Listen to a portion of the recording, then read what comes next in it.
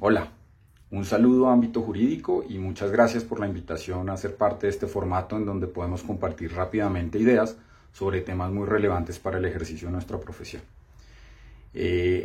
La idea de hoy es compartir unos minutos con ustedes un par de ideas sobre la sentencia que fue comunicada la semana pasada de la Corte Constitucional en la que se anuncia una declaración de inexequibilidad de uno de los numerales que le asigna funciones jurisdiccionales a la Superintendencia de Sociedades. Y decidí que si bien había dos formas de aproximarme al tema, una enfocada en el comunicado de prensa y una en un contexto más general, el problema en enfocarme con el comunicado de prensa es que no conozco la sentencia, ninguno de nosotros la conoce. Entonces podríamos llegar a sorprendernos con detalles de esa sentencia que todavía no son de nuestro conocimiento y nos ha pasado antes en esta dinámica de comunicación de sentencias que tarda un poco frente al texto completo. En ese sentido, quiero enfocarme en el contexto. Y el contexto, de alguna manera, son los mecanismos de resolución de conflictos que tienen los empresarios colombianos. Por mucho tiempo, en materia societaria, quienes estudiamos estos temas nos acostumbramos a aprenderlos desde la doctrina, desde los libros que afortunadamente existen porque hay autores que quieren aportar sus ideas, pero también de los conceptos hipotéticos y abstractos que surgen de solicitudes, de peticiones que las empresas planteaban a la superintendencia con la intención de tener alguna luz acerca de cómo aplicar las normas de derecho societario. Eso, por supuesto, le restaba mucha vida a esta materia, pero afortunadamente es algo que cada vez es más extraño para quienes empiezan o en los últimos años se han aproximado a esta rama del derecho. Porque en los últimos 10 años nos hemos encontrado con unas modificaciones en la lógica procesal en donde tenemos mecanismos vigorosos para poder conocer la resolución de los conflictos societarios. Por supuesto, en una forma extraña es que hemos tenido estos resultados. Hay que reconocerlo, el deber ser debería precisamente ser el de una jurisdicción societaria completa, inclusive empresarial, para conocer conflictos societarios de insolvencia, de competencia, de consumidor, pero no lo ha hecho así nuestro legislador. De modo que lo que ha tenido que hacer el legislador es recurrir al mecanismo excepcional de asignación de funciones jurisdiccionales a entidades de la rama ejecutiva. Ahora,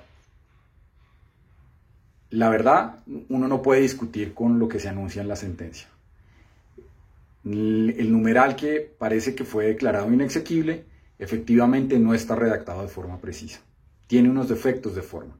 Esos defectos de forma hacen que no pueda considerarse constitucional, aunque podría uno llegar a discutir si no cabía una interpretación que sí fuera acorde con la Constitución, como lo ha hecho en otras oportunidades la Corte Constitucional.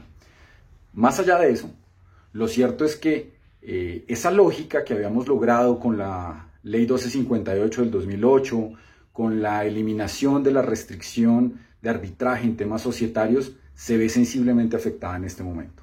El efecto es limitado, sin duda, sobre una parte de uno de los 5 numerales que asignan funciones jurisdiccionales a la superintendencia en materia societaria. Pero mucho me temo que la acción que va a estar más afectada es la acción social de responsabilidad. Esta acción, que desde el 95 estaba en el papel, pero que en los últimos años había adquirido una dinámica propia, estábamos discutiendo sobre sus efectos, claro, con ciertas restricciones del hecho de no poder ser una acción derivada, pero al fin y al cabo ya estábamos empezando a ver casos en los que lo aplicábamos, se va a ver afectada por esta sentencia. Ahora, la Superintendencia de Sociedades enfrenta un reto enorme, porque tendrá que empezar a definir cuándo le empieza a dar efectos a la sentencia, si desde ya en su comunicado de prensa o espera la sentencia. ¿Qué pasa con los procesos en curso? Bien sea que vengan de antes de la semana pasada o que se interpongan desde la semana pasada hasta que se conozca la sentencia. Lo cierto, en últimas, es que un instrumento que venía siendo efectivo para la resolución de conflictos empresariales se va a ver limitado. Y eso, sin duda alguna, va a afectar la confianza de los empresarios y la paz en últimas, porque mientras no tengamos instrumentos para la resolución de conflictos, los conflictos buscarán otras formas de resolverse, inclusive si estos llevan a las vías de hecho. Y no queremos eso en materia empresarial. Los empresarios entonces, de alguna manera, y los operadores jurídicos que actuamos en estos temas estaríamos encantados de escuchar iniciativas legislativas de parte de nuestros congresistas, de parte de la política pública actual, en donde se cree o una jurisdicción propiamente de jueces especializados y ojalá que funcionen de manera rápida, o que por lo menos se redacte una norma acorde con la Constitución que restablezca el acceso a esta autoridad especializada para la resolución de conflictos societarios. Y cierro con una idea. En mi entender, en los 80 o más años que tiene la Superintendencia de Sociedades, tal vez ya no es el momento en que se enfoque en la supervisión de todas las sociedades comerciales como autoridad administrativa, pero tal vez sí, en donde más le ha aportado a nuestro país es en la resolución de conflictos en materia de insolvencia y en materia societaria.